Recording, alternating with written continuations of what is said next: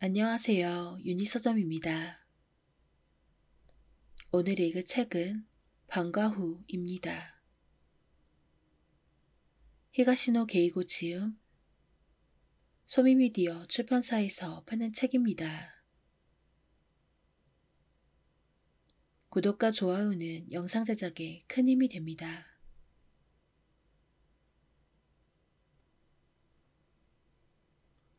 (9월 10일) 화요일 방과 후. 머리 위에서 덜그럭하는 소리가 났다. 반사적으로 고개를 들었더니 3층 창문에서 거무스리한 뭔가가 떨어지고 있었다. 정확히 내 머리 위쪽이었다. 허겁지겁 옆으로 피했다. 검은 물체는 방금 내가 서 있던 지점에 떨어져 팍싹 으스러졌다. 그것은 제라늄 화분이었다. 방과 후 교실 건물 옆을 지나던 때의 일이다. 어디선가 피아노 소리가 흘러나왔다. 나는 잠시 그 살색 화분을 멍하니 바라보고 있었다. 한동안 무슨 일이 일어났는지 이해하지 못한 상태였다. 퍼뜩 정신을 차린 것은 겨드랑이에 솟은 땀이 주르륵 팔을 타고 올랐을 때였다. 다음 순간 나는 내달리고 있었다. 교실 건물로 뛰어들어 전속력으로 계단에 올라갔다. 숨을 헉헉거리며 3층 복도에 섰다. 심장이 거칠게 콩쾅거린 것은 뛰었기 때문이 아니었다. 공포감이 그제야 최고조에 달했기 때문이다. 그 일격을 정통으로 맞았다면 제라늄꽃의 빨간색이 퍼뜩 머릿속에 떠올랐다. 그 창문 위치로 추정해본다면 어느 교실일까? 내 발은 과학 실험실 앞에서 멈췄다. 안에서 진한 양냄새를 풍기는 공기가 새어나왔다. 얼핏 쳐다보니 문이 5cm쯤 열려 있었다. 나는 그 문을 힘껏 열어서 쳤다. 동시에 기분 좋은 위풍이 다가왔다. 맞은편 창문이 활짝 열려서 하얀 커튼이 하늘하늘 흔들리고 있었다. 다시 복도를 뛰어갔다. 화분이 떨어지고 내가 여기에 올라오기까지 얼마나 걸렸는지는 알 수 없었다. 하지만 복도 양쪽으로 늘어선 교실의 어딘가에 화분을 아래로 던진 자가 숨어 있을 것이다. 교실 건물은 중간에서 L자형으로 구부러진다. 그 구부러진 모퉁이를 지났을 때 나는 발을 멈췄다. 2학년 10반이라는 팻말이 걸린 교실에서 이야기 소리가 들렸던 것이다. 나는 망설일 것도 없이 드르륵 문을 열었다. 그 교실에 있는 사람은 5명의 학생이었다. 창가 쪽에 모여 앉아 뭔가 글을 쓰는 것 같았다. 아이들은 갑작스러운 침입자에 놀라 일제히 이쪽을 바라봤다. 나는 뭔가 말을 하지 않을 수 없게 되었다. 너희들 뭐하고 있어? 그러자 가장 앞쪽에 있던 학생이 대답했다. 문예부 시집을 만들고 있는데요. 또릿또릿한 말투였다. 방해하지 말라는 뜻이다. 누군가 여기에 온 사람은 없었어? 5명의 여학생이 서로 마주본 뒤에 똑같이 고개를 저었다. 복도를 지나간 사람도 없었고 그녀들은 다시 서로를 마주보았다. 없었지? 라고 작은 소리로 묻는 것이 귀에 들어왔다. 이윽고 조금 전에 학생이 대표로 나서듯이 말했다. 그런 거 우리는 모르겠는데요. 고맙다.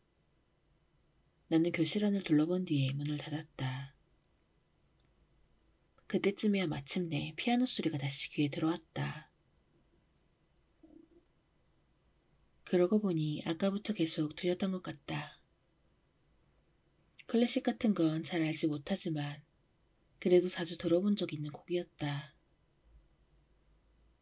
아마 상당한 실력일 거라는 짐작도 들었다. 복도의 가장 안쪽이 음악실이다. 소리는 거기서 흘러나오는 것이다. 나는 교실 문을 하나하나 열어보면서 사람이 있는지 없는지 확인했다. 그리고 마지막에 남은 곳이 음악실이었다. 거칠게 문을 열었다. 온화한 물의 흐름을 흐트러뜨리고 아름다운 구축물을 깨부수는 듯한 잡음이었다. 피아노 소리는 마치 숨을 죽인 것처럼 뚝 멈췄다. 피아노를 치던 아이가 겁에 질린 듯 고개를 돌려 내 얼굴을 보고 있었다.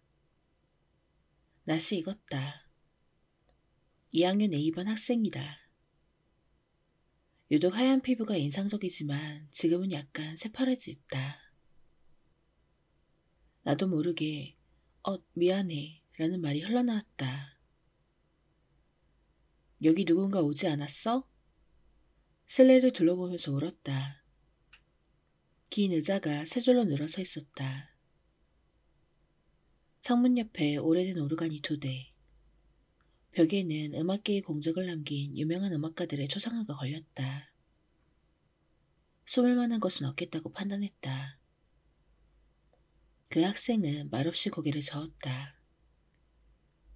학생이 치고 있는 것은 그랜드 피아노다.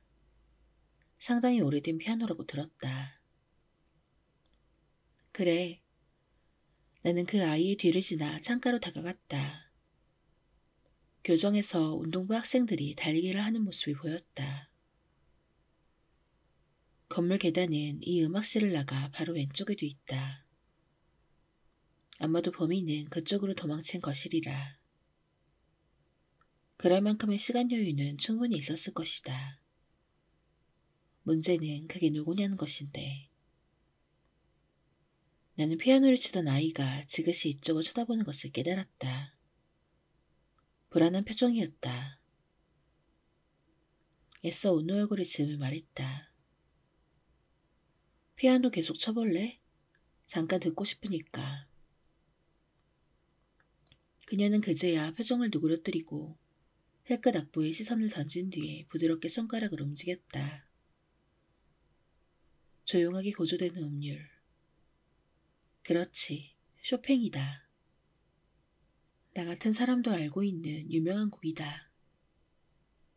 창밖을 바라보며 쇼팽을 듣는 생각지도 못한 우아한 시간이었다.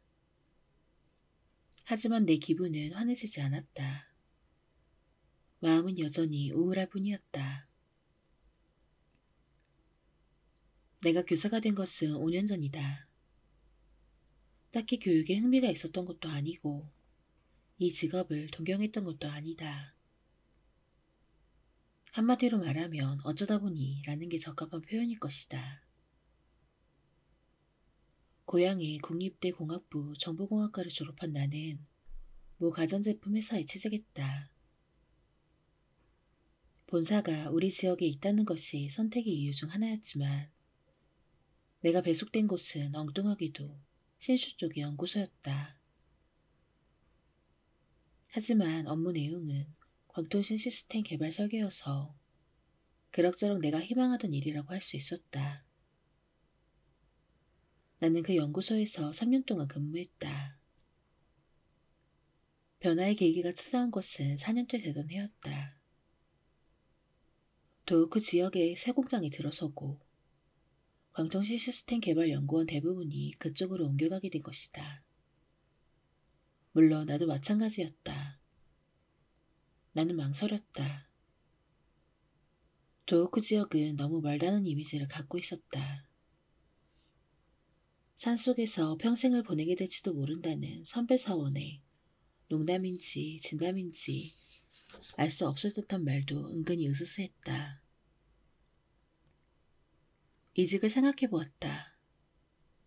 다른 기업에 재취업을 할까 아니면 공무원이 될까. 하지만 어떤 길도 그리 쉽게 열릴 것 같진 않았다. 일찌감치 포기하고 도읍으로 가는 수밖에 없는가.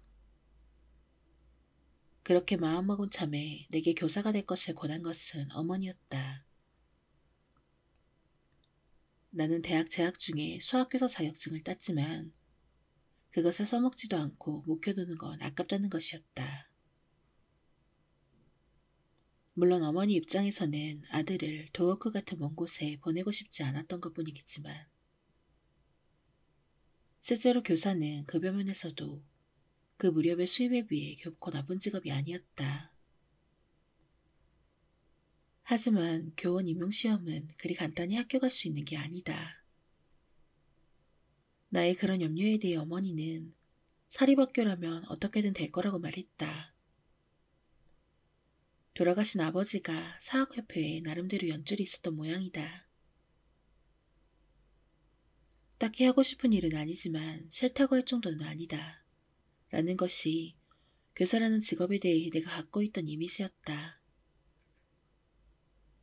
나이든 어머니가 이것 추천해주는데 그걸 딱 잘라 거절하면서까지 꼭 하고 싶은 다른 일이 있는 것도 아니었다.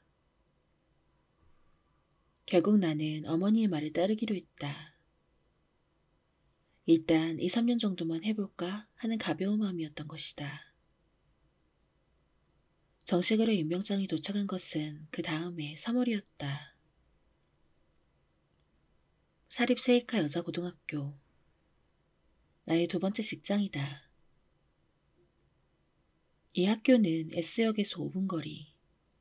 주택단지와 밭으로 둘러싸인 기모한 환경이다. 학생 수는 한 학년이 8개학급 각 45명씩 360명이다. 20여 년의 전통을 자랑하고 제법 괜찮은 대학 진학률을 유지하고 있어서 현내의 여고 중에서 명문학교로 뽑힌다. 실제로 내가 세이카 여고 교사가 되었다고 지인들에게 말했더니 하나같이 좋은 학교로 정해졌네 라고 축하해 주었다. 회사에 사표를 내고 나는 그해 4월부터 당장 교단에 서게 되었다. 첫 수업은 그야말로 생생하게 기억이 난다. 분명 1학년 학급이었다. 나도 이 학교에 처음 왔다. 신입생 여러분과 똑같은 처지다 라고 자기소개를 했었다. 첫 수업을 마쳤을 때 나는 벌써 교사라는 직업에 대해 자신감을 잃고 있었다. 딱히 실수를 한 것도 아니고 학생들을 통솔하기 어려웠던 것도 아니다. 다만 여학생들의 시선을 견뎌내기가 너무 힘들었던 것이다. 나는 나 자신이 남들에게 주목받을 만한 인간이라고는 생각하지 않는다. 어느 쪽인가 하면 오히려 남들 뒤에 숨어있는 편이다. 하지만 학교 교사는 그럴 수가 없다. 학생들은 내가 내뱉는 말 한마디 한마디에 반응하고 일거수일투족을 주목한다. 수업 시간 내내 100개 가까운 눈이 나를 감시하는 것 같은 느낌이었다. 학생들의 시선에 익숙해지기 시작한 것은 2년 전쯤부터다. 신경이 무뎌진 게 아니다. 학생들이 교사에게 거의 아무런 관심도 없다는 것을 깨달았기 때문이다. 하지만 여전히 여학생들의 속마음은 전혀 이해가 되지 않았다. 아무튼 날이면 날마다 놀라운 일의 연속이었다. 어른인가 싶으면 의외로 어린애 같고 그런가 하면 어른 뺨칠만큼의 문제를 일으키기도 하고 단 한 번도 그녀들의 행동을 예측할 수 있었던 적이 없다. 그것은 교사 생활 1년 차에도 5년 차에도 거의 달라지지 않았다. 학생들뿐만이 아니라 학교 교사라는 인종도 전혀 다른 직종을 거쳐온 나에게는 특이한 생물로 보이는 경우가 적지 않았다. 학생의 기강을 바로잡겠다고 별 의미도 없이 아득바득 용을 쓰거나 눈빛까지 획 달라져 옷차림이며 머리며 화장을 단속하는 것이 나로서는 도무지 이해가 가지 않았다. 학교라는 곳은 알 수 없는 일이 너무 많다라는 것이 지난 5년 동안 내가 갖게 된 느낌이다. 하지만 요즘 들어 한 가지만은 확실하게 알게 되었다. 그것은 내 주위에 나를 죽이려고 하는 인간이 존재한다는 것이었다. 내가 그 사리를 눈치챈 것은 사흘 전 아침이다. 장소는 S석 플랫폼이었다. 많은 전철에서 밀려나와 인파에 휩쓸리듯이 플랫폼 가장자리를 걸어가고 있을 때 갑자기 누군가 나를 외쳤다. 갑작스러운 일이어서 나는 균형을 잃고 선로 쪽으로 두세 걸음 비틀거렸다. 가까스로 몸을 바로 세웠을 때는 하마터면 선로로 떨어질 뻔한 참이었다. 남은 거리가 10cm도 안 되었다. 위험하잖아. 대체 누구야? 그렇게 생각한 순간 전율이 온몸을 훑고 지나갔다. 자칫 떨어질 뻔한 선로로 급행열차가 번개처럼 통과해갔던 것이다. 마음이 바짝 얼어붙는 것 같았다. 나는 확신했다. 누군가 고의로 밀쳤던 것이다. 타이밍을 재고 내가 방심하기를 기다려서. 하지만 대체 누가? 안타깝게도 그 인파 속에서 범인을 찾아낸다는 것은 이미 불가능한 일이었다. 두 번째로 사리를 감지한 것은 어제였다. 수영부 연습이 없는 날이어서 나는 혼자서 학교 풀장에서 수영을 하고 있었다. 원래 수영은 좋아하는 편이었다. 50m를 3번쯤 왕복한 뒤에 풀장을 나왔다. 양궁부 쪽에 코치를 해줘야 했기 때문에 너무 지치지 않도록 한 것이다. 뜨겁게 달궈진 풀장 가에서 정리체조를 한 뒤에 샤워를 했다. 9월로 접어들었지만 여전히 날마다 늦더위가 이어졌다. 샤워기의 물줄기가 더할 수 없이 상쾌했다. 그것을 알아본 곳은 샤워를 끝내고 수도꼭지를 잠갔을 때였다. 그것은 내 발밑에서 1m쯤의 거리에 떨어져 있었다. 아니, 발목까지 물이 차 있었으니까 침수된 상태였다고 해야 할까? 처음에는 주먹만한 크기의 흰색 작은 상자처럼 보였다. 얼굴을 가까이 대고 관찰해 보았다. 그리고 그 순간 나는 미친 듯이 샤워실을 뛰쳐나와야 했다. 그것은 100볼트의 가정용 연장 코드 끝부분이었다. 흰색 작은 상자로 보였던 것은 테이블 탭이었다. 그리고 코드의 다른 한쪽은 타리스 콘센트에 연결되어 있었다. 풀장에 들어가기 전에는 물론 그런 건 없었다. 그렇다면 내가 수영을 하는 사이에 누군가 설치해뒀다는 얘기다. 대체 무엇 때문에? 답은 명백하다. 감전사를 노렸던 게 틀림없다. 그런데도 나는 어떻게 모자했던 것일까? 혹시나 싶어서 누전 차단기 쪽으로 가서 살펴보았다. 그러자 예상대로 브레이크가 떨어져 있었다. 물속에서 전류가 지나치게 흐르면서 브레이커의 용량을 초과한 것이다. 하지만 만일 좀 더 용량이 큰 브레이커였다면 나는 오싹 한기를 느꼈다. 그리고 세 번째가 조금 전에 제라늄 화분이다. 지금까지 나는 3번이나 운 좋게 살아남았다. 하지만 언제까지고 이런 행운이 이어질 리는 없다. 머지않아 범인은 작심하고 좀 더 과감한 방법으로 나올 것이다. 그 전에 내가 먼저 범인의 정체를 알아내지 않으면 안 된다. 용의자는 학교라는 이름의 집단, 정체를 알 수 없는 인간들의 집단이다. 9월 11일 수요일. 1교시는 3학년 C반, 대학 진학반이다. 2학기가 시작되면서 들썽들썽 떠들어대는 곳은 취업반, 조금씩 열심히 수업을 듣기 시작한 곳은 진학반이다. 교실 문을 열자 소란스럽게 의자를 끄는 소리가 나고 몇 초 뒤에는 전원이 자리에 앉았다. 차렷.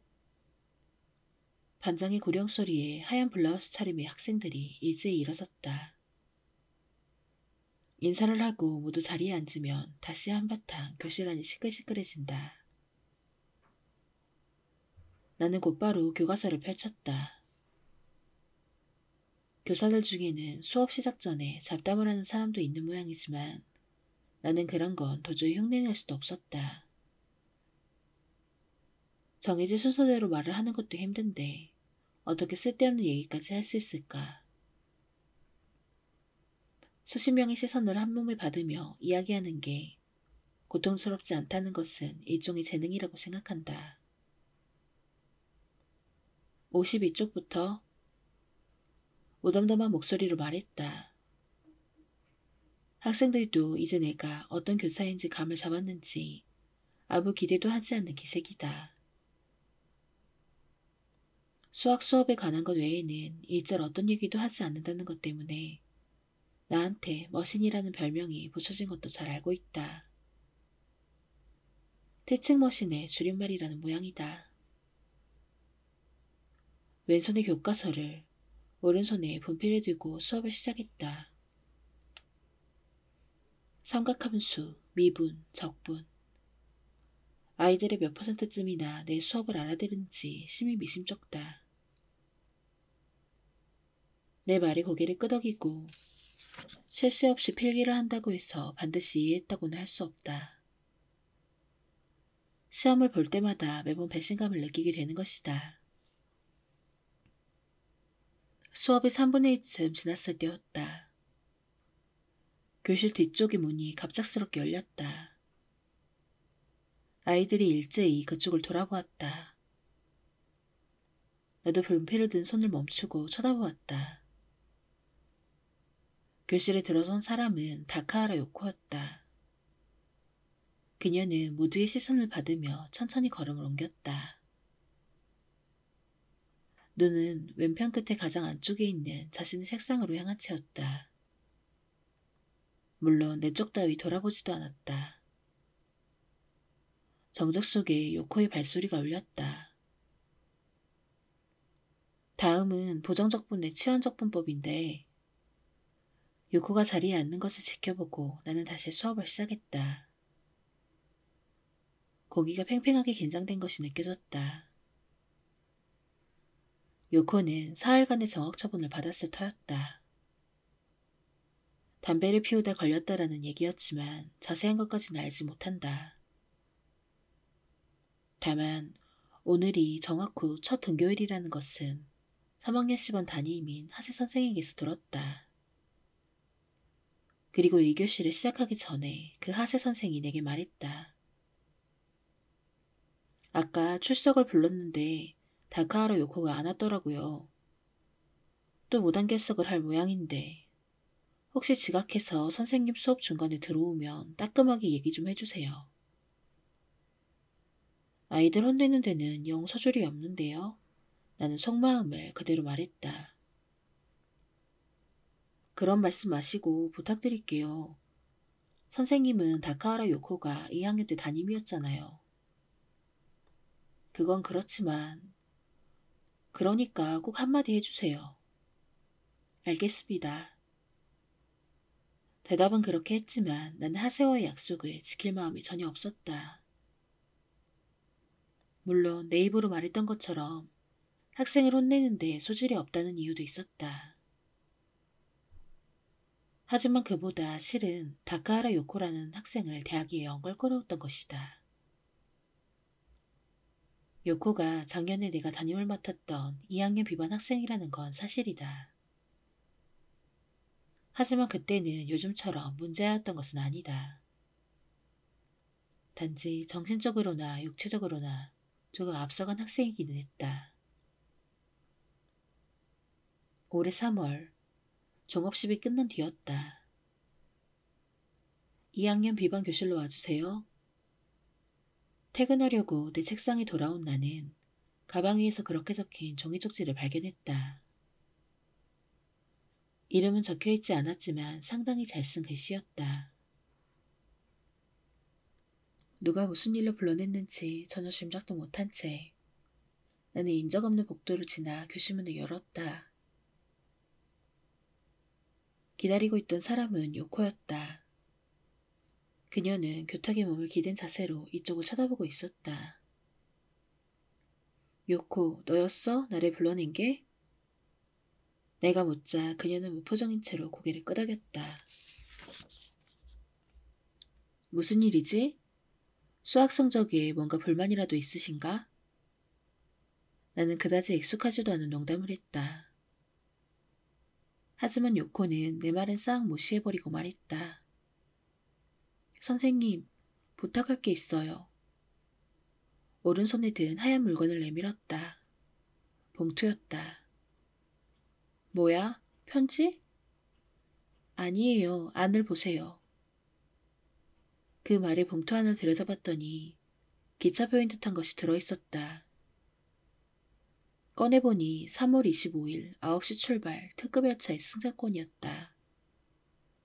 독착지는 나가노라고 적혀 있었다.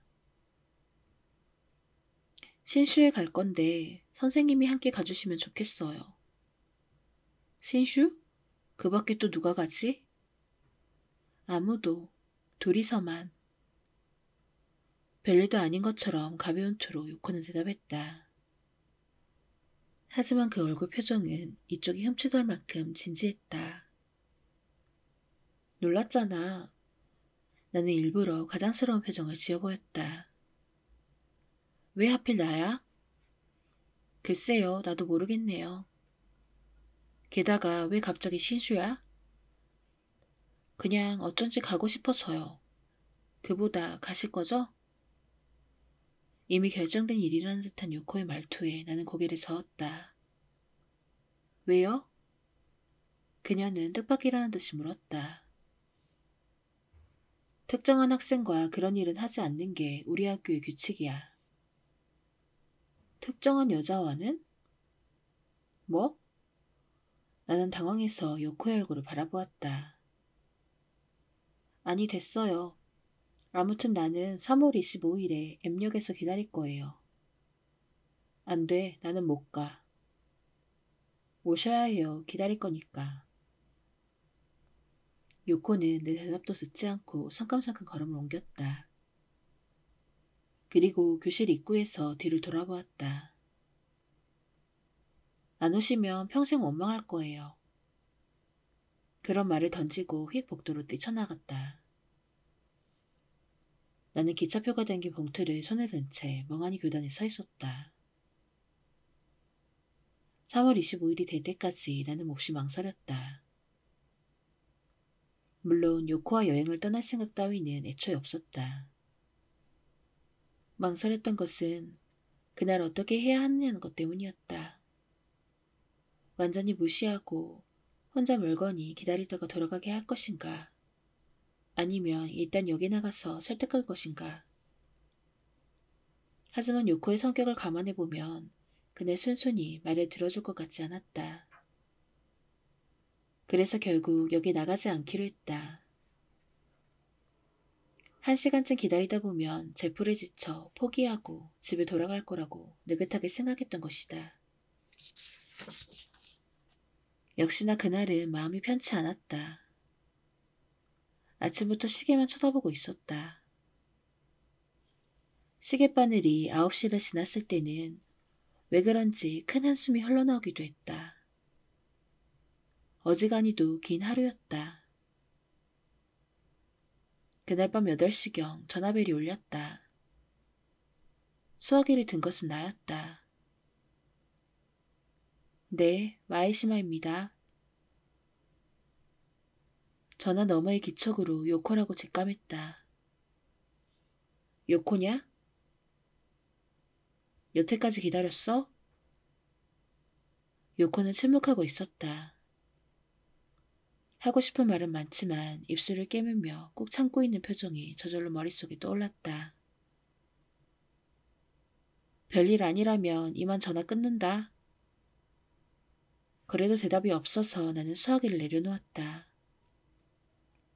뭔가 묵직한 것이 마음속에 가라앉았다. 봄방학이 끝나고 아이들이 3학년으로 올라간 뒤에도 나는 한동안 요코와 마주치지 않도록 조심조심했다. 복도에서 마주칠 듯하면 재빨리 뒤돌아서고 수업 중에도 최대한 시선을 던지지 않도록 했던 것이다. 요즘에는 그렇게까지 신경적으로 피하지는 않지만 내가 요코를 껄끄러워하는 데는 그런 이유가 있었던 것이다. 게다가 또 한 가지. 요코가 옷차림이며 평화생활 태도로 문제와 취급을 받기 시작한 게 그 무렵부터라는 것도 실은 마음에 걸려서였다. 나는 결국 지각에 대해 한마디도 주의를 주지 않은 채 수업을 마쳤다. 어쩌다 지각하는 학생이 있어도 한 번도 나무란 적이 없기 때문에 다른 아이들도 이상하게 생각하지는 않는 것 같았다. 교무실에 돌아와 하세에게 그런 이야기를 했더니 그는 눈썹을 8팔자로 늘어뜨리고 허참, 그러면 안 되는데 라고 떨떠름한 얼굴이었다. 정확후 첫날에 지각이라니 학교를 무시하는 것도 아니고 이럴 때 따끔하게 혼내지 않으면 아무튼 알았어요. 내가 점심시간에 불러서 얘기해야겠네. 하세는 콧등에 맺힌 땀을 닦으며 말했다. 나보다 2~3살 많은 정도지만 겉모습은 좀 더 나이가 들어 보인다. 새침머리인데다 뚱뚱하게 살이 쪘기 때문일 것이다. 그때 옆자리에 있던 무라하 씨가 말을 건넸다. 다카하라 요코가 학교에 나왔다고요? 그는 항상 뭔가 속뜻이 있는 것처럼 말하곤 한다. 영 마음에 안 드는 타입이다. 내가 고개를 끄덕였더니 그는 에휴 정신 빠진 놈이라고 툭 내뱉었다. 대체 뭐 하려고 학교에 다니는지 모르겠어. 이곳은 자기 같은 해충이 올 자리가 아니라는 걸 모르는 모양이지? 애초에 3일 정학이라는 게 너무 약했어요. 일주일, 아니 한 달은 필요한데. 하긴 그래봤자 인간이 달라질 리도 없지만. 금태 안경을 코 위로 슬쩍 밀어올리며 툭툭 내뱉는다. 해충, 진드기, 쓰레기. 나는 딱히 정의파도 뭣도 아니지만 무라하 씨가 학생들을 그런 식으로 말할 때마다 매번 마음이 불쾌했다. 2학년 때는 그렇게 나쁜 애가 아니었는데. 가끔 있어요. 중요한 시기에 엇나가는 애들이. 일종의 도피죠. 부모도 문제야. 애를 제대로 감독하지 않으니까 그렇지. 아버지는 뭐 하는 사람이에요? 아마 케이제가의 임원이었지요? 나는 확인하듯이 하세 쪽을 돌아보았다. 그도 예 맞아요 라고 고개를 끄덕였다. 그러자 무라하 씨는 얼굴이 찌푸리면서 뻔하다는 듯이 말했다. 흔한 케이스네. 아버지가 바쁘다는 핑계로 딸 교육에는 전혀 관심도 없고 그 대신 용돈은 듬뿍듬뿍 주겠죠. 가장 추락하기 쉬운 환경이에요. 그런 건가? 무라하 씨는 학생지도부 부장이다. 그런 그가 훤하다는 얼굴로 줄줄 늘어놓는 바람에 나와 하세는 그저 맞장구를 쳐줄 수밖에 없었다. 하지만 요코의 아버지가 회사 일로 몹시 바쁜 사람이라는 건 사실일 것이다. 내 기억으로는 어머니가 3년 전쯤에 돌아가셨고 집안일은 가정부에게 맡겼는데 거의 그 가정부와 단둘이서 사는 것 같다고 요코가 직접 내비친 적이 있는 것이다. 단지 그 말을 할 때 요코의 얼굴에는 전혀 어두운 그늘이 없었다. 마음속으로는 힘들었었는지도 모르지만 그 표정은 명랑한 쪽이었던 것으로 기억하고 있다. 그나저나 어머니는 대체 뭘 한답니까? 무라하 씨가 물어보자 하세가 대답했다. 하세는 요코 어머니가 사망한 원인까지 알고 있었다. 위암이라고 했다. 어머니가 없어요? 이건 뭐 틀려먹었네. 구제할 방법이 없어요. 무라하 씨가 연신 고개를 내저으며 일어섰을 때 수업정이 울렸다. 이교시다. 나와 하세도 각자 책상으로 돌아가 교재를 챙겨들고 교무실을 나섰다. 하세와 복도를 걸어가면서 두런두런 말을 주고받았다. 아무튼 너무 엄격하시다니까. 무라하시 선생은. 학생 지도부니까요. 나는 적당히 맞장구를 쳤다. 그래도 좀. 실은 요코가 담배 피우다 걸린 거 말인데 화장실에서 뻐끔뻐끔 피웠던 모양인데 그걸 적발한 게 무라하시 선생이에요. 무라하시 선생이? 처음 듣는 얘기였다. 그래서 요코를 심하게 비난했구나. 3일 정학 처분을 결정했을 때도 무라하시 선생만 강력하게 일주일을 주장했어요. 뭐 최종적으로는 교장 선생님 의견대로 정해졌지만 그랬군요. 그야 요코가 문제아라는 건 분명하지만 속내를 보면 딱한 면도 있어요.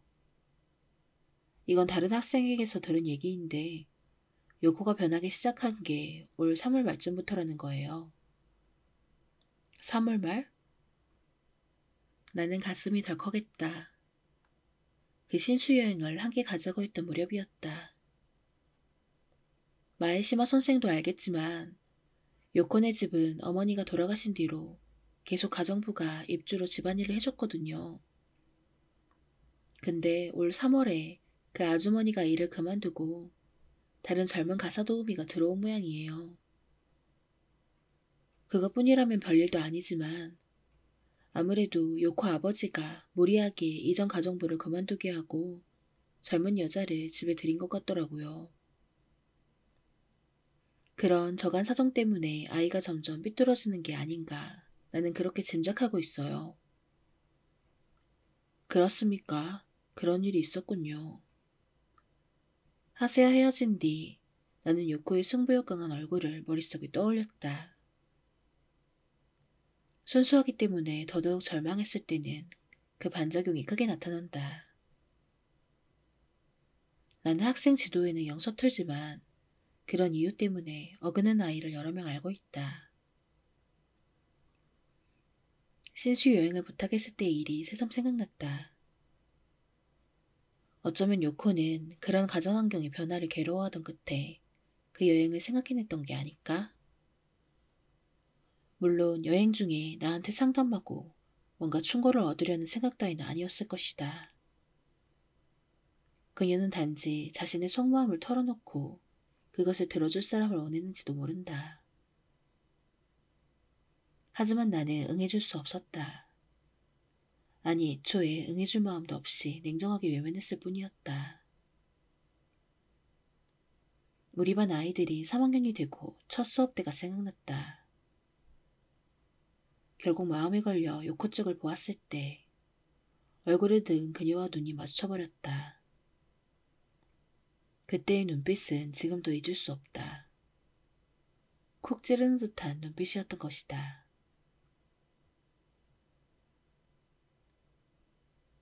무슨 일이에요? 어째 떨떠름한 표정이시네. 3학년 교실 근처를 지나갈 때 누군가 뒤쪽에서 말을 건넸다.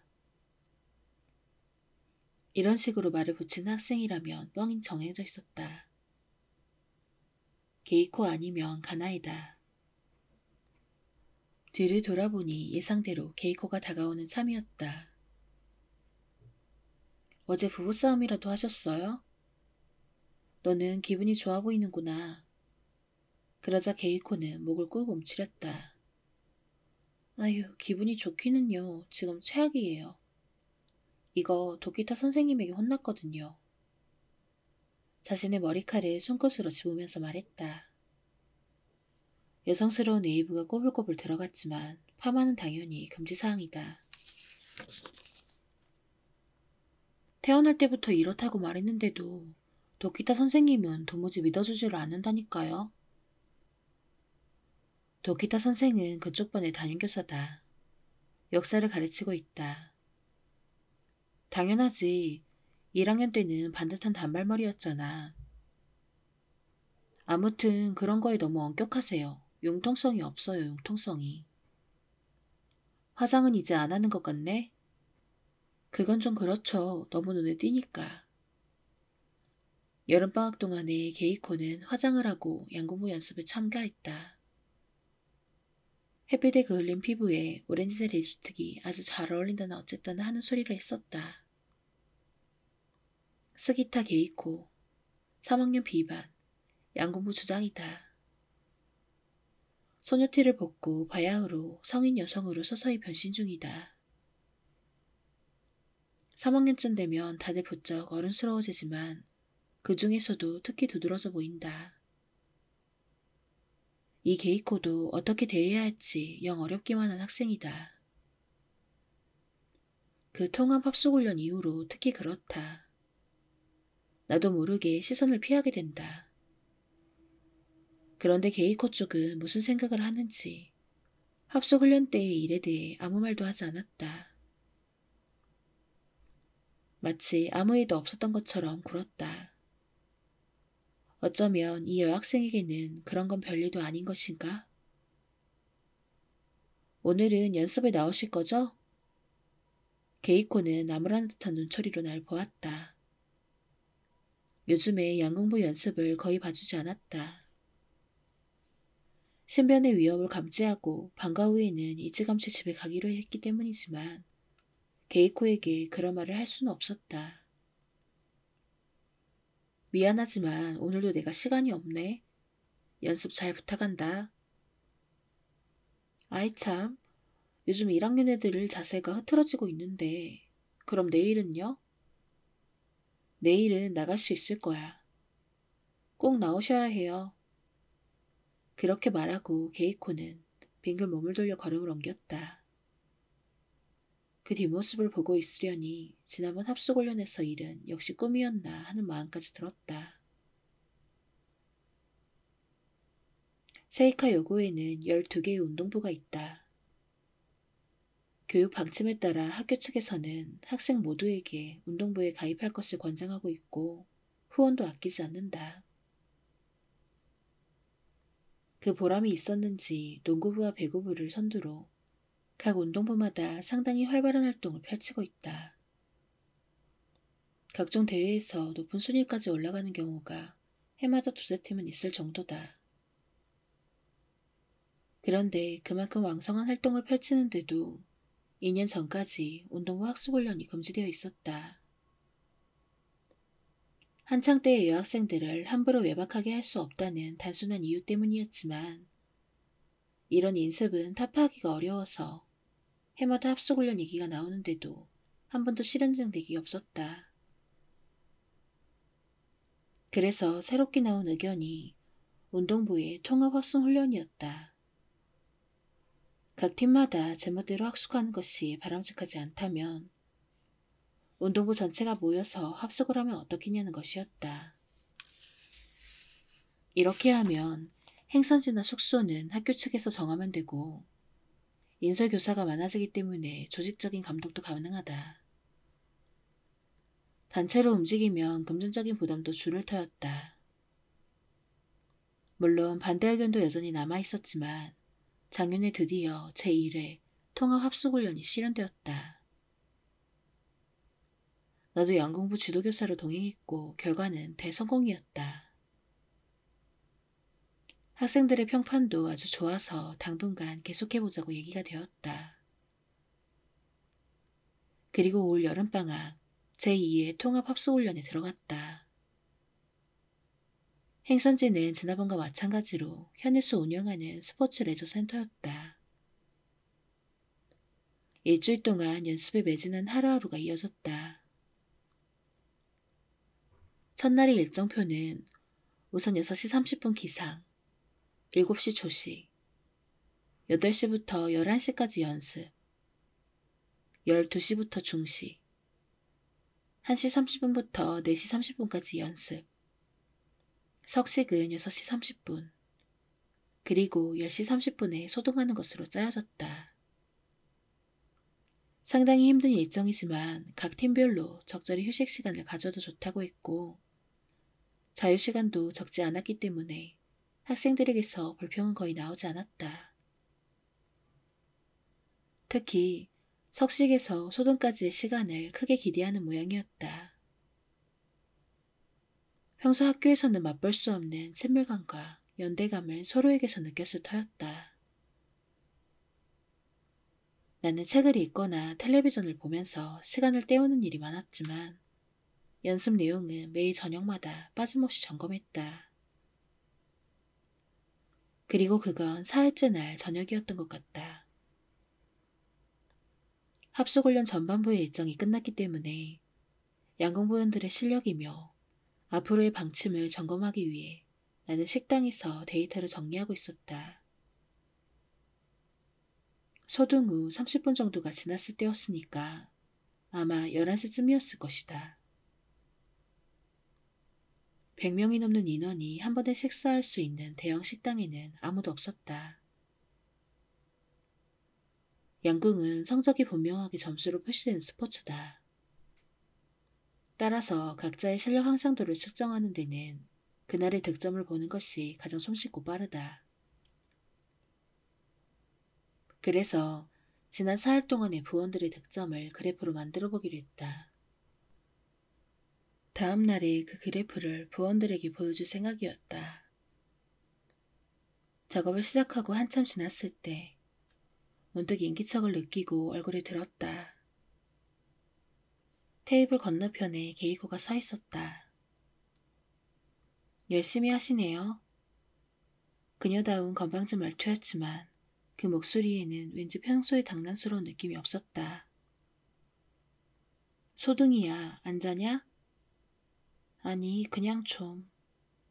게이코는 내 옆에 와서 앉았다. 탱크톱에 조깅바지 차림은 약간 지나치게 자극적이었다.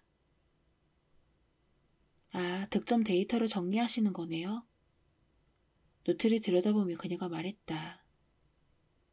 내 기록은, 아, 이거구나. 약간 아쉽네. 요즘 연습한 것 중에 가장 컨디션이 안 좋은 것 같아요. 균형이 무너진 거야. 타이밍은 좋은데. 좀 더 하다 보면 나아질 거야.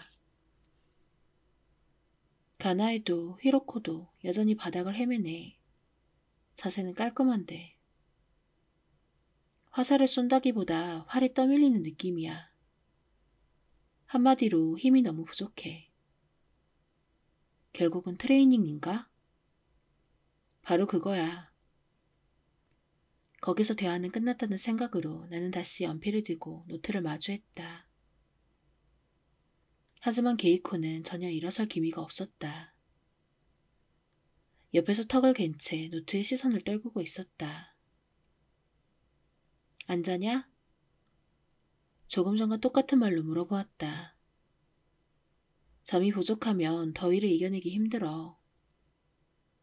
하지만 게이코는 내 말에는 대답하지 않고 자리에서 일어섰다. 주스라도 마시죠. 가까운 자동 판매기에서 캔 주스 2개를 뽑아왔다. 그리고 조깅바지 아래로 쭉 뻗은 맨다리를 대담하게 꼬고 의자에 앉았다. 나는 슬쩍 시선을 돌리면서 바지 뒷주머니에서 지갑을 꺼냈다.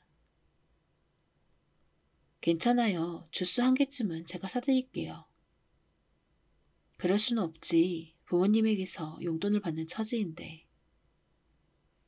나는 지갑에서 100엔 동전 2개를 꺼내 게이코 앞에 내놓았다. 그녀는 햇끝 동전을 쳐다보더니 손을 내미는 대신 전혀 다른 질문을 던졌다. 저기요, 사모님이 걱정돼요? 캔 주스에 뚜껑을 따고 한 입 마시려던 나는 하마터면 뿜을 뻔했다. 갑자기 무슨 소리야? 진지하게 묻는 거예요. 어때요? 어려운 질문이네. 걱정되지는 않지만 그리워요? 그렇지는 않지. 신혼인 것도 아니고. 그립지는 않지만 옥신옥신? 어허, 얘가. 솔직히 말해보세요. 그렇죠? 너 술에 취했어?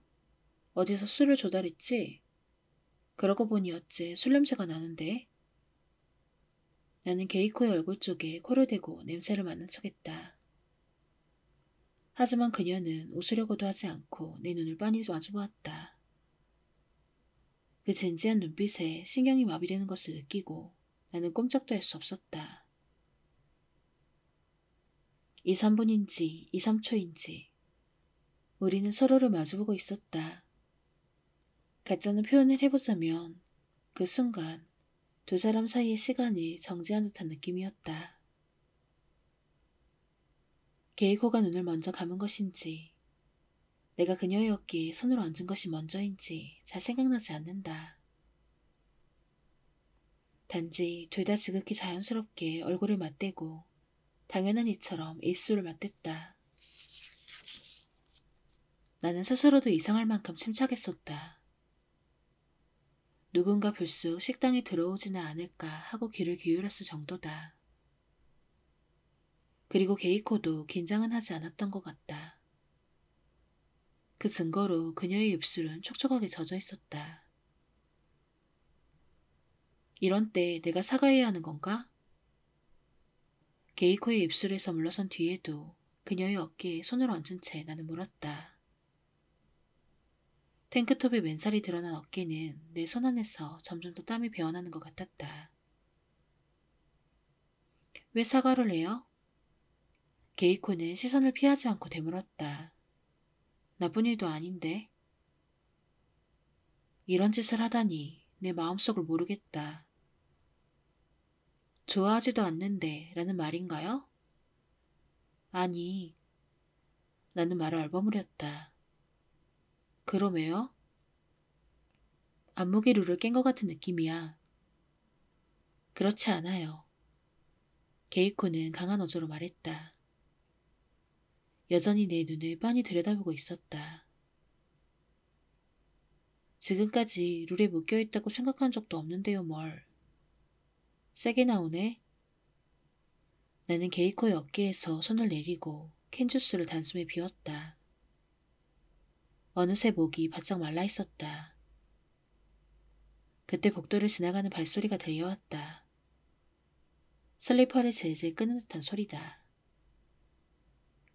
이따금 소리가 겹쳐서 들려오는 것은 두 사람 이상이기 때문일 것이다. 나와 게이코가 떨어진 것과 식당 문이 열린 것은 거의 동시였다. 들어온 것은 두 명의 남자다. 뭐야, 마에시마 선생이었어요? 키가 큰 쪽의 남자가 말을 건넸다. 육상부 지도교사 다케이다. 또 한 사람은 무라하시였다. 무라하시는 운동부 지도교사는 아니지만 합숙훈련의 총괄 감독으로 함께왔다. 게이코도 함께 있는 걸 보니까 연습회의를 하던 중인 모양이네요. 수고가 많으십니다. 다케이는 내 앞에 펼쳐진 그래프며 노트를 보면서 말했다. 순찰 중이세요? 내가 묻자 뭐 그렇죠. 라고 두 사람은 얼굴을 마주보며 웃었다. 그리고 식당 안을 한바탕 둘러보더니 조금 전에 들어온 문으로 다시 나갔다. 게이코는 두 사람이 나간 문을 잠시 바라보고 있더니 이윽고 내 얼굴을 보았다. 분위기가 깨져버렸네. 평소와 똑같이 웃는 얼굴을 보였다. 그만 자야지. 네. 게이코가 고개를 끄덕이고 자리에 일어서서 나도 테이블 위를 정리했다. 그리고 식당 앞에서 헤어질 때 게이코는 내 귓가에 대고 말했다. 다음에 또 봐요. 햄치돼서 나는 그녀의 얼굴을 마주보았다. 하지만 그녀는 선생님 안녕히 주무세요 라고 유난히 또렷한 어조로 인사를 건네고 나와는 반대 방향으로 복도를 멀어져 갔던 것이다. 다음날 연습 때 나는 게이코와 마주치는 것을 어쩐지 피하고 싶었다. 양심이 찔리는 것도 있었다. 하지만 사실은 나이값도 못하고 수줍음을 느꼈던 것이다. 그런데 게이코는 나에 대한 태도는 전날까지와 하나도 다른 게 없었다. 몸이 좀 안 좋아서 1학년 미야사카 에미가 결석했고 그 밖에는 모두 나았습니다. 출결 보고를 할 때만 묘하게 위험 있는 말투를 쓰는 것도 똑같았다. 몸이 안 좋다니 그러면 안 되는데 감기에 걸렸나? 아이 참, 여학생이 몸이 안 좋다고 하면 딱 눈치를 채셔야죠. 빙긋이 의미심장한 웃음을 보이며 영악한 말을 날리는 것도 변함이 없었다. 그 뒤로 게이코는 오늘까지 한 번도 그날 밤의 일에 대해서는 얘기를 꺼내지 않았다. 신경을 쓰는 것은 내 쪽일 뿐인지도 모른다고 최근에는 생각하기 시작하고 있다. 별일도 아니다. 10살 넘게 어린 여자애, 다음에 또 봐요 라는 말에 휘둘리고 있는 것이다. 나는 게이코의 얼굴을 머릿속에 떠올렸다. 영리한 아이처럼 보일 때가 있는가 하면 요염한 인상을 주기도 하는 얼굴이다. 정신 차려 라고 나 자신을 나무라고 싶은 기분이었다. 4교시가 끝나고 점심시간이었다. 신문을 보면서 아내가 싸준 도시락을 먹은 뒤에 커피 타임을 즐기고 있는데 교무실 문이 열리고 학생 한 명이 들어왔다. 다카하라 요코였다. 그녀는 실내를 쓱 둘러보더니 재빨리 하세의 자리를 발견하고 그쪽으로 갔다. 중간에 나와 시선이 마주쳤지만 아무 반응도 보이지 않았다. 하세는 그녀를 보자 얼굴을 찌푸리며 즉각 잔소리를 하기 시작했다. 그의 자리는 나보다 책상 4개 정도 앞이어서 얼굴 표정이 고스란히 보이고 대화도 띄엄띄엄 귀에 들어왔다. 신문을 들여다보는 척하면서 상황을 살펴보자 무표정하게 시선을 떨군 유코의 여벌골이 눈에 들어왔다. 정학 기간이 끝난 날에 지각이라니 그러면 안 되잖아. 이제 담배 안 피울 거지? 졸업도 얼마 안 남았는데 요정의 미를 거둬야 할 거 아니야. 하세의 잔소리는 학생을 지도한다기보다 애원하는 듯한 말투로 들렸다. 요코는 여전히 듣는지 마는지 아무 반응이 없었다. 고개를 끄덕이는 것조차 하지 않았다. 그녀의 여벌골을 보고 있던 사이에 어라 하고 생각했다. 머리칼이 짧아진 것이다. 예전부터 머리가 그리 긴 편은 아니었지만 저렇게 짧지도 않았다. 전에는 약간 컬이 들어간 느낌이었는데 지금은 그게 전혀 없고 앞머리도 상당히 짧아졌다. 이미지 체인지라도 한 건가 라고 생각했다. 내가 그쪽으로 정신을 뺏기고 있는 참에 갑자기 누군가 어깨를 툭 쳤다. 돌아보니 마사키 고감이 누런이를 드러내며 웃고 있었다. 뭔가 재미있는 기사라도 있어? 이런 식으로 끈적거리는 그의 말투가 싫었다. 용건을 말하기 전에 반드시 이런 알랑거리는 듯한 몇 마디를 늘어놓는다. 뭐 세상이야 여전히 똑같지요. 무슨 일이십니까? 그 다음 말을 재촉하자 마스자키는 신문기사의 시선을 던진 채 맥빠진 목소리를 냈다.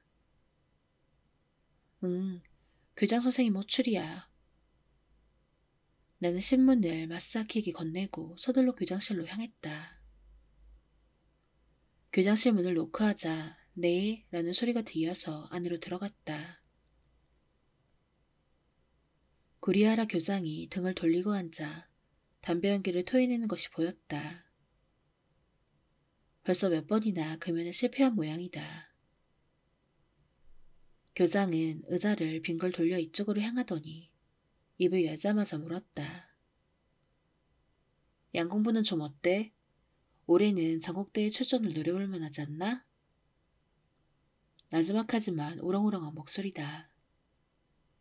예전에 럭비로 몸을 단련한 인물다운 데가 있었다. 글쎄요, 될지 말지. 왜 그래? 기운이 없네? 손가락 사이에 끼우고 있던 담배를 재떨이에 비벼 껐다. 그런가 싶더니 즉시 담뱃갑에서 한 개비를 뽑아냈다. 자네 양공부 지도교사로 몇 년째지? 5년입니다. 그렇다면 이제 슬슬 성과를 내야지. 네, 노력하고 있습니다. 노력만으로는 안 돼.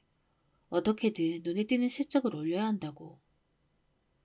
양공부가 있는 학교는 전국적으로 몇 군데 안 되니까 상위에 오르는 건 어렵지 않다고 말했던 거에 자네잖아. 그건 변함이 없습니다. 그렇다면 한번 마음 먹고 뛰어봐. 3학년 내 스기타 게이코라고 했던가? 그 선수는 어때? 재능은 있습니다. 전국 대회까지 올라갈 전망이 가장 높다고 할 수 있겠죠. 좋아. 그 선수를 집중적으로 훈련시켜. 나머지는 그냥 적당히 해도 돼. 아니, 그렇게 싫은 얼굴 하지 말고. 물론 자네의 방침에 간섭하려는 건 아니야. 나름대로 성과를 내줬으면 하는 것뿐이지. 열심히 하겠습니다. 나는 그렇게 말할 수밖에 없었다. 운동부를 육성해 전국적으로 유명세를 타고 덩달아 학교 이름도 떨친다는 방식에 그리 반발할 마음은 없었다.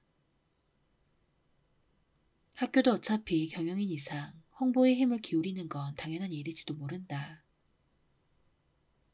하지만 구리아라 교장처럼 노골적으로 얘기하는 곳에는 아무래도 따라가기 힘든 마음이 들곤 했다. 실은 자네를 부른 건 양공부가 아니라 다른 일 때문이야. 교정의 표정 변화를 보고 나는 어라 하고 생각했다. 얼굴 표정이 갑작스레 온화해졌던 것이다. 일단 거기 좀 앉아. 옆에 음적 세트를 가리키며 말했다. 내가 머뭇머뭇 자리를 잡자 구리아라 교장도 맞은편에 앉았다. 할 얘기라는 건 다름이 아니라 다가카즈에 대한 거야. 다가카즈는 알고 있지? 예, 알고 있습니다. 교장의 아들이다. 딱 한 번 만난 적이 있다. 인류 공립대를 나와 이 지역 기업에서 엘리트 코스를 달리고 있는 모양이지만 정열적이라는 인상은 전혀 받지 못했다. 오히려 허학하고 소극적인 것 같았다.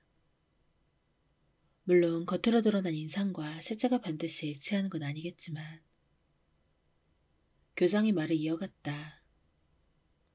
다가카즈도 벌써 28살이야.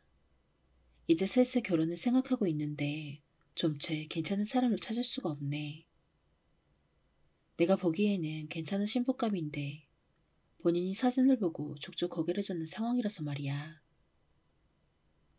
자기 낯짝도 좀 생각해야지 라고 마음속으로 욕을 했다.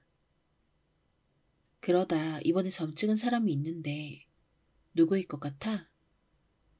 글쎄요. 그게 누구든 나와는 상관없었다. 아소교코 선생이야. 어, 예.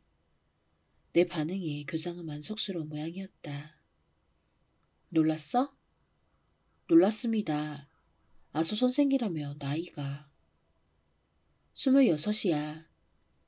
아무래도 똑똑한 아가씨가 좋을 것 같아서. 실은 다카카즈에게 사진을 보여줬더니 꽤 마음에 든 눈치야. 그래서 8월 여름방학 때 아소 선생이 일지가 서는 날에 슬쩍 얘기해봤는데 잠시 생각해보겠다고 하더라고. 다카카즈의 사진이며 이력서도 건네줬어. 아, 예, 그래서요? 대화의 흐름을 타고 나도 모르게 그 다음 얘기를 재촉하는 말이 튀어나왔다. 문제는 거기서부터야.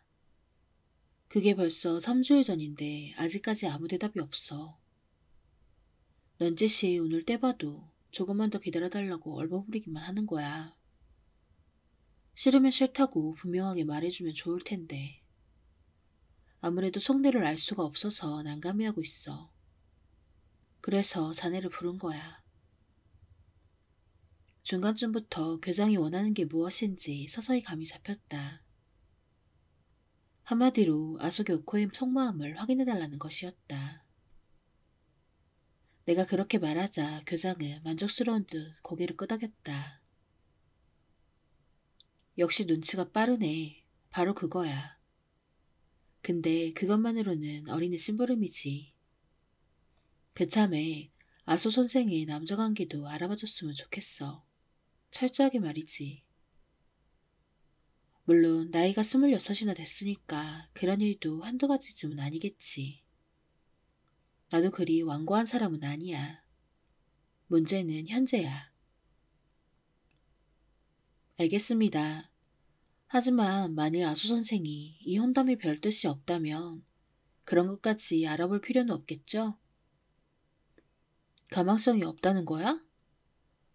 교장이 불쾌한 듯한 목소리를 냈다.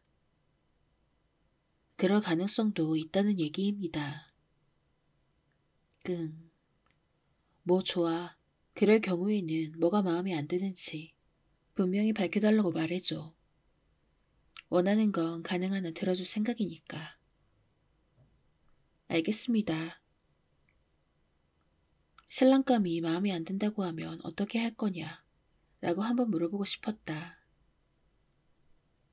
교장 선생님이 하신 말씀은 그것뿐입니까?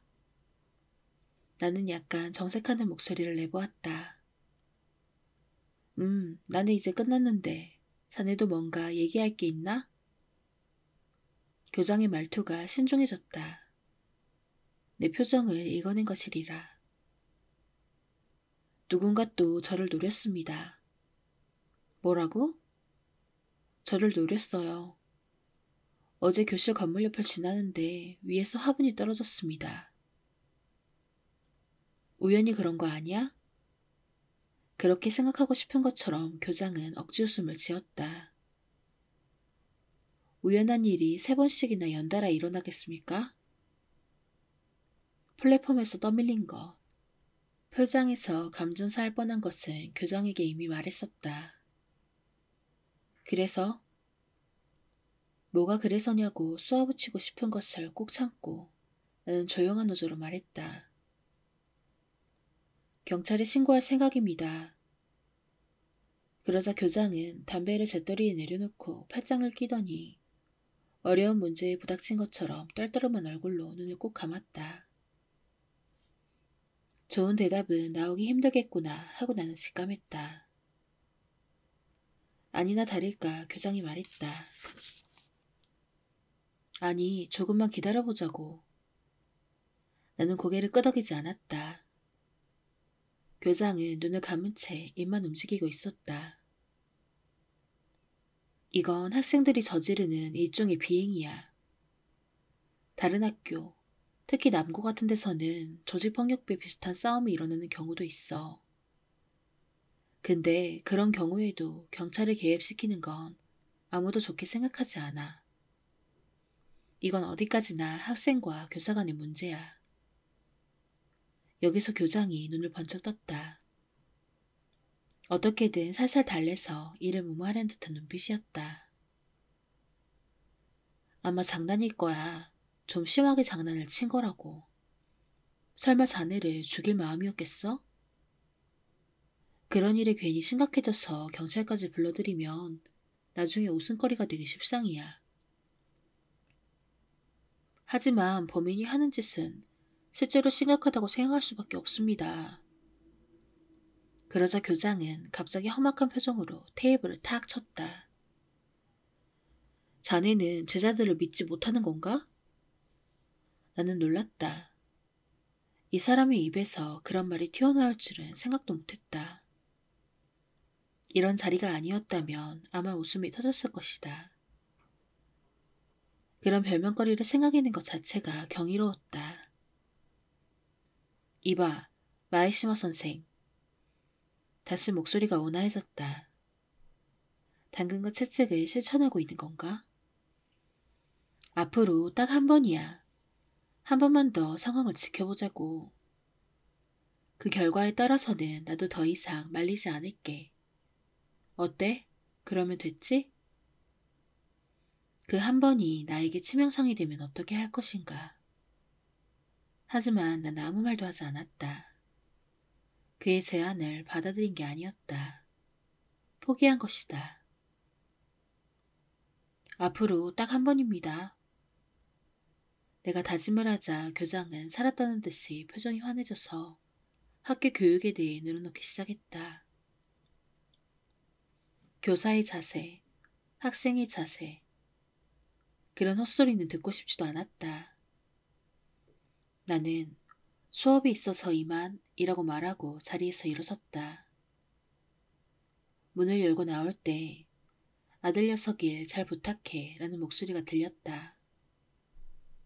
대답할 마음은 나지 않았다.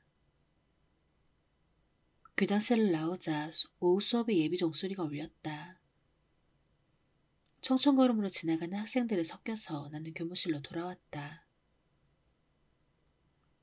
구리아라 교장은 교장일 뿐만 아니라 세이카 여고의 이사장이다. 말 그대로 독재자다. 교장의 기분 여하에 따라 교사의 목 한둘쯤은 순식간에 날아가고 교육 범침도 획획 바뀔 정도다. 다만 학생들의 평판은 반드시 나쁜 것만은 아니었다. 욕망에 대해 솔직하고 인간적인 냄새가 나는 점이 좋다. 라고 예전에 게이코가 말했던 적이 있다. 실은 구리아라 교장은 돌아가신 아버지의 전우였다. 전쟁 끝난 직후의 혼란기에는 둘이서 그야말로 악착같이 온갖 편법을 동원해 부를 축적한 모양이었다. 그러다가 아버지는 사업 쪽으로, 구리아라 교장은 학교 쪽으로 길이 갈라졌지만 성공한 것은 교장 쪽뿐이었다. 아버지는 나이 든 어머니와 약간의 빚을 남긴 채 세상을 떠났다. 지금은 3살 위의 형님 부부가 본가에서 시계방을 운영하며 어머니를 모시고 있다. 나에게 교사가 될 것을 권하면서 어머니는 구리아라 교장에게 연락한 모양이었다. 그러자 단번에 세이카 여고 교사로 초빙한다는 답이 돌아왔다. 그런 속사정이 있었기 때문에 교장은 나를 가족처럼 허물없이 대하는 경향이 있었다. 또는 거꾸로 업무 이외의 일로 내가 교장을 위해 움직여줘야 할 일도 당연히 많았다. 조금 전에 제시한 임무도 그런 일 중 하나였다. 교무실에 들어서자 여학생의 카랑카랑한 목소리가 귀에 들어왔다. 무라와 씨와 학생 하나가 마주한 채 서 있었다. 일단 교실로 돌아가. 얘기는 방과 후에 들을 테니까. 무라하 씨는 출입구를 가리키며 말했다. 목소리가 파르르 떨리고 있었다. 그 전에 분명하게 밝혀주십시오. 무라하 씨 선생님은 아무 잘못도 없다는 말씀이십니까? 무라하 씨는 키는 나보다 약간 작은 정도니까 170cm가 조금 못 될 것이다. 그런데 마주선 여학생은 그 무라하 씨와 거의 비슷할 만큼 키가 컸다. 어깨폭도 상당하다. 뒷모습만으로도 호주 마삼이라는 것을 알았다. 나는 잘못된 일을 했다고 생각하지 않아. 무라하 씨는 정면으로 마사미를 쏘아보았다. 그녀도 분명 기가 센 그 눈빛으로 마주 노려봤을 게 틀림없다. 이윽고 마사미는 말했다. 알겠습니다. 방과 후에 다시 오겠습니다. 무라하 씨에게 인사를 하고 마사미는 당당한 걸음걸이로 교무실을 나갔다. 나를 포함해 다른 교사들은 잠시 그 모습을 멀거니 바라보고 있었다. 무슨 일이에요? 5교시 준비를 하는 하세에게 물어보았다. 그는 슬쩍 무라하 씨 쪽을 살펴보더니 작은 소리로 말했다. 수업 중에 무라하 씨 선생이 학생을 나무랐는데 그때 이 자식들이라는 단어를 쓴 모양이에요. 호주 마사미는 그걸 항의하러 왔어요. 자식들이라는 말은 모욕적인 의미의 차별어 아니냐고. 무슨 그런... 별일도 아니죠.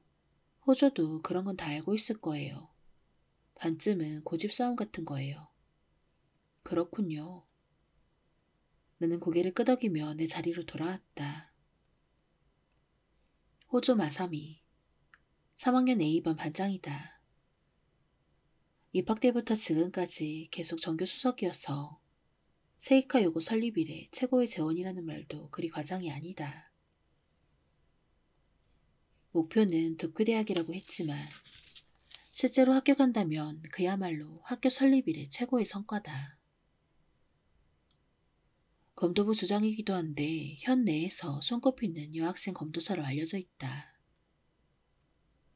남자로 태어났더라면 더 좋았을 것이라는 말을 들을 만큼 문무를 겸비한 실력자다. 그런 그녀가 올 3월부터 정불란 활동을 시작했다. 정불란이라고 했다가는 자칫 문매를 맞을지도 모른다. 호주 마샤미식으로 말하면 오랜 인습에 사로잡혀 학생의 인권을 무시하는 획일화된 관리교육을 타파하기 위해 들고 일어섰다라고 한다. 하지만 수업을 거부하거나 옷차림과 머리 스타일에 관한 규칙을 무시하는 것은 아니었다. 그런 짓을 해봤자 무의미하다는 것을 그녀는 잘 알고 있었다. 우선 1, 2학년을 결집해 옷차림 교재원의 검토회의를 열고 그 결과를 학생회를 통해 학교 측에 주장했다. 1, 2학년을 동원한 것은 3학년은 이래저래 바쁜 시기인데다 어차피 금세 졸업이라는 생각에 그런 활동에 주력하기 힘들다고 생각했기 때문인 모양이었다. 조직적으로 활동하는 모임은 현재로서는 그 옷차림 검토회 뿐이지만 앞으로 두발 모임 등도 만들려고 한다는 얘기였다. 호조 마사미가 암적 존재라고 지칭하며 창끝을 겨눈 것이 학생 지도부였다. 그 중에서도 특히 학생들을 엄하게 억누르는 무라하시였다. 그가 3학년 A반 수업을 끝내고 돌아오면 마사미가 뒤따라와서 수업 중의 말투와 태도에 대해 날카롭게 항의하는 일이 여러 번 있었다. 그런 일 때문에 학교 측에서는 호주 마사미를 상당한 문제아로 주시하고 있었다. 하지만 그녀의 행동을 막을 방법은 사실상 없었다. 마사미의 항의는 규칙에 준하는 정당한 방식이었기 때문이다. 그리고 항의 내용도 합당하다고 할 만한 의견이 대부분이었다. 게다가 성적까지 뛰어나다. 교사들 중에는 호조 마사미가 졸업할 때까지만 참으면 된다 라고 태연한 얼굴로 말하는 자까지 있었다. 여기저기서 칭찬해주니까 제가 진짜로 잘난 줄 알고 저 짓거리를 하는 거예요. 무라하 씨가 자리에 앉으면서 누기애를 할 것도 없이 말했다. 분통이 터지는 모양이었다. 새 학기가 시작된 뒤에도 호주 마사미의 활동은 전혀 그 기세가 떨어지지 않은 것 같았다. 5교시 수업정이 울렸다. 분주하게 의자를 밀며 일어서는 소리가 울렸다. 아소 교코가 자리에서 일어나는 모습을 확인하고 나도 일어섰다. 교무실을 나와 10m쯤 걸어간 곳에서 그녀를 따라잡았다. 긴 머리를 쓸어 올리며 내 쪽을 흘끔 돌아보았다. 차가운 시선이었다. 무슨 볼일 있냐는 듯한 눈빛이었다. 아까 교장 선생님 호출을 받았는데 분명하게 반응이 있었다. 그녀의 발길이 약간 슬로우 모션이 되었다. 아소 선생이 어떤 생각인지 물어봐달라고 하던데요. 교장에게서 그 얘기를 들었을 때부터 이런 식으로 말할 생각이었다. 나는 완곡한 표현에 서툰 편이다. 계단 바로 앞에서 그녀는 멈췄다. 나도 함께 멈춰섰다. 마이시마 선생님에게 그런 얘기를 해야 되나요? 침착하게 이를 데 없는 말투였다. 나는 천천히 고개를 저었다. 교장에게 의사를 전달하기만 하면 되니까요. 아소 선생이 직접 하셔도 좋겠죠. 그럼 그렇게 할게요. 그녀는 계단을 올라가기 시작했다. 처음부터 끝까지 나를 무시하고 있었다. 마음속에서 아기가 솟구쳤다. 계단을 올려다보며 슬쩍 말해보았다. 아소 선생이 이력도 알아봐달라던데요. 어떤 이력인지는 아시죠? 그녀의 발소리가 멈춘 순간 나는 계단을 내려가기 시작했다. 당황한 듯한 침묵이 내 머리 위에 떨어지고 있었다.